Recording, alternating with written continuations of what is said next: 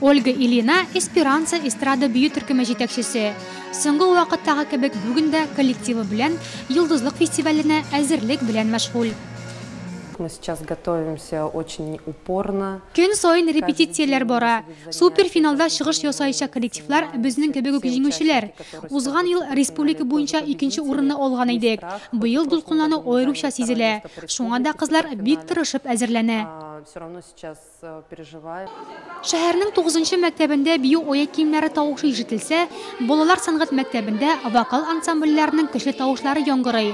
Шуларның берсе Вдохновение төркеме. Мин инде музыка мәктәбен күптәннән бетердем. Миңа барыбер ошый бу музыка мәктәбендә, чөнки минем төркемемне ташлыйсым килмәде. Без инде бу конкурска беренче ел гына бармыйбыз.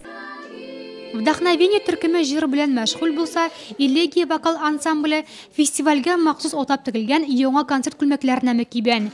Күңелле мәшәкатьләр белән кызлар җырлау хакында да онытмый. Зона конкурсында алар инде лауреат исемен алды һәм матур күлмәкләр тегеп, яңа матур җырлар өйрәнеп, шатланып, тагын бу конкурска барырга җыенабыз. Безгә уңышлар теләгез. 10 апрельдә беренче сойлап алу туры җиңүчеләре Казанга юл тота. Онда коллективларны 2 конкурс туры һәм Созвездие Йолдызлык телевизион фестивалендә район донын яклау көтә.